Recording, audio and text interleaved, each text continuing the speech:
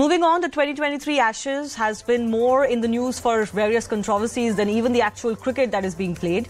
Now, Australia won the Lord's Test by 43 runs, remember, but not before things turned a bit ugly. On day 5, Jonny Bairstow was given out stumped in a unique fashion.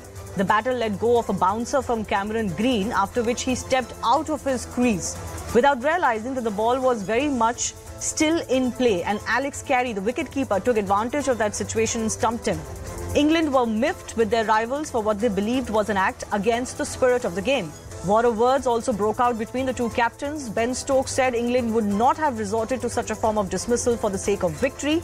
Pat Cummins, on the other hand, said that Carey played within the laws of the game and did not use any unfair means to get Bairstow out.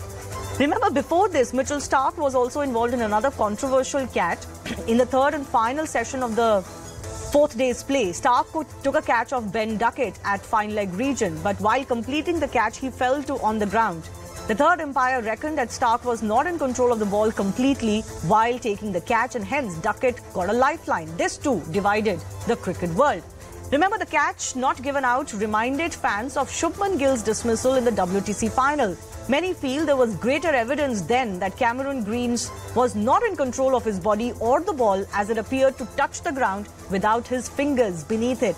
This has brought under question the inconsistency amongst third umpire calls. We'll focus on all of that, and particularly that Bairstow dismissal, the spirit of the game being talked about one more time.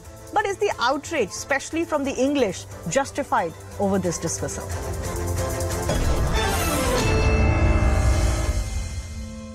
For that, let me go across to K.N. Raghavan, who is a former umpire and cricket writer, joining us. K. Srinivas Rao is Group Editor, Sports Network 18. Srinivas, you know what I love about this incident is that everybody's past is coming out. There are now videos circulating of Bairstow doing exactly this to another batsman, right? So, you know, this has really brought out how heated Ashes can be, but how duplicitous the standards are on spirit of the game. Last 48 hours have only been about, you know, but do you remember what you did last summer? Yes. So I think, this was the video that we're talking about is Travis Head talking about Bairstow. Yeah. And Travis Head saying that Bairstow tried to do something similar to him. So equally funny was Broad's comment to a statement to Cummins, Pat Cummins, saying that you are responsible for what you did or something. He's accusing him. I mean, I don't know where these guys have suddenly got that moral chip on the shoulder and where are they coming from. And, the spirit of the game, I'm sorry to say, the spirit of the game has become such a nonsensical issue here that wherever a law has to be questioned, you just about, it's like, aap ek chini chammach lenge ya do.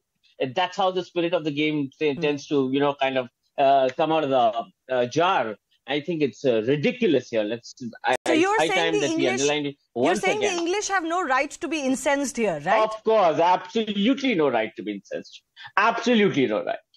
K.N. Raghavan, you've been an umpire as well. You're a cricket lover and cricket writer. The other question that is arising is, are some of the rules of the game, open to subjection? For example, in terms of those catches, because I just talked about two catches that have just happened in recent past. Shubman Gill was even penalised by the ICC because he spoke out against his catch and his dismissal. But you've got another catch which doesn't go Australia's way, and it looked like Shubman Gill's was equally, equally in doubt, equally dubious, that catch. Yeah, there's no doubt that Shubman Gill's call was a very tight one, and probably there was some amount of unfairness in it. So one can understand what Gill said about it. But in the case of the catch that Starc took, it was not out because he was not in control of the ball. That was very evident. Whatever the Australians say about it, he had, without gaining full control of the ball, grounded it, or the ball had touched the ground. So the third umpire's decision there was correct. In the case of Gill, there was always a question of doubt, because what happens is that in these sort of catches where the ball is taken very, very low, the camera portions can tend to be tricky. So the third umpire's decision is always fair and correct. So Gill was certainly justified on that, but then, as you say, the umpire's decision is final and binding, which probably is the reason why ICC came down harshly on him. The match referee came down harshly on him. But in the case of Starc, there was no doubt. The catch was not taken clearly because he did not have control over the ball and it had touched the ground. Yeah. Regarding Bairstow, I have one thing to say. He is a wicketkeeper. He knows the rules of the game. Yeah. He should not have gone outside the crease without the ball becoming dead. No, actually, can I just interrupt you for 1 second? There is this instance of Travis Head that Srini is talking about. But there's actually a video of Bairstow behind the stumps, Srini. I don't remember against which team it is. But he waited for the nanosecond when a batsman lifted his foot while he was still inside the crease and stumped that batsman. Now, if you can be that clever and cunning when you are behind the wicket, you better not complain when something like this happens, because this was not proper cricket from his point of view. He should have, as a batsman, seen behind him, given a look to the wicketkeeper, realized what was happening, and then decided to walk off the crease. Yes, Mr. Raghavan, please complete. I'll go to Srini next. Yes. Yeah, there are two things. One is Bairstow should not have gone out. It was, as Atherton said, it was dosy cricket. Yes. Well, I will also bring back an incident in 1981 when Keith Butcher's team was travelling to India, touring India. Srikanth in his first test played a ball to gully and he walked out just to tap the pitch. And Embury threw the ball onto the stems and ran him out. We didn't complain, we didn't whine, because that was within the laws of the game. So Bairstow should also understand that walking out of the crease when the ball is still in play can invite an action. As a wicketkeeper, he knows that. It was one moment of what you call brain fade for him, and it cannot be justified. Yes. Australia, or at least took advantage of that. There's nothing against the spirit of the game there. It was well within the laws, and they were well right in that. And in the match, you'll also find many occasions when Ben Stokes had picked up the ball and passed it on to fielders. If England had appealed, that would have been against the spirit of the game. Because that sort of dismissal is extremely, extremely rare of handling the ball. Only Pakistan has done it once, sometime in 1970, and Sarfraz Nawaz had done it. But otherwise, handling the ball is hardly resorted to. Aussies did not resort to it when Ben Stokes picked up the ball and threw it at the, handed it back to the bowler. The ball was still in play. Probably they could have appealed for that. Okay. So had they done that, that would have been against the spirit of the game. But what Carey did was well within the spirit of the game, well within the laws of the game, and England has no moral or any other right to whine or complain about it.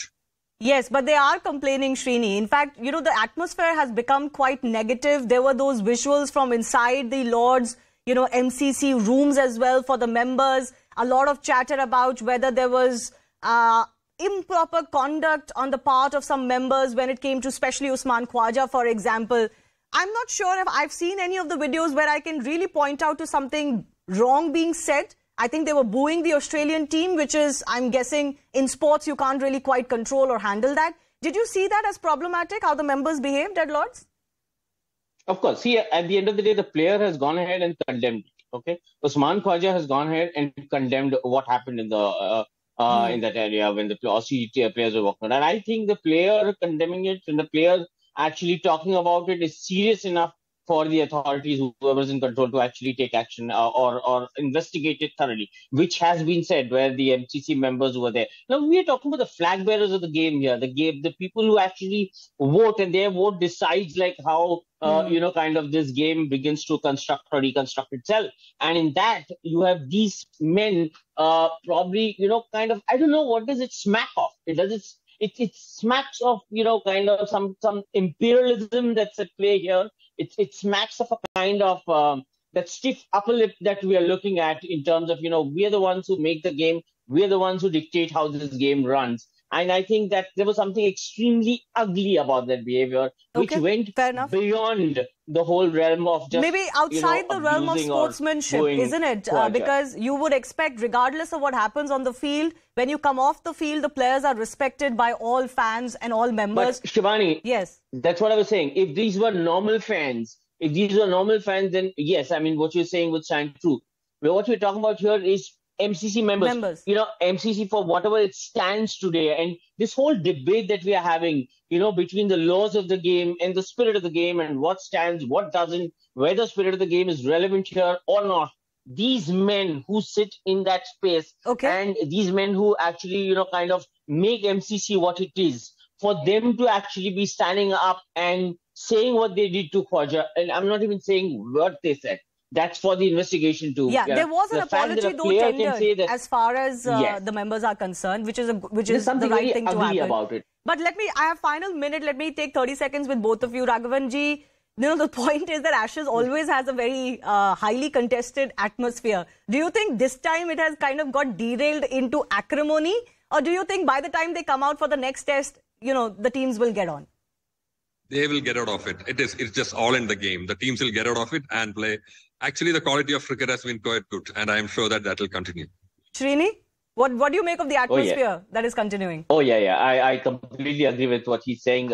These players are bold enough, matured enough to actually realize, what the moment is all about. So they're going to come out of this. And I'm going to pay, if I were to be in England, I'd pay top dollar to be at Headingley. I'd pay whatever it takes to be at Headingley. That's going to be the test match to watch. Because these are players who are going to come up with anger, but simmering. They know that they can't afford to show it beyond a line which has already been drawn. So, you it's going to be war out there. Do you really expect that every player will be behaving themselves on the pitch? I think there'll be a lot of sledging going on. Well, sledging happens, Shivani. Sledging happens. Whichever game you look at, sledging happens. Maybe a more heightened level of sledging will take place. Yes, fair enough. As long as it's in healthy manner, then it's okay. But certainly the Ashes are living up to their reputation in one way, which is this very heightened contest where everybody gets overexcited sometimes as well. I do thank K.N. Raghavan and Srinivas Rao for joining us for that quick chat.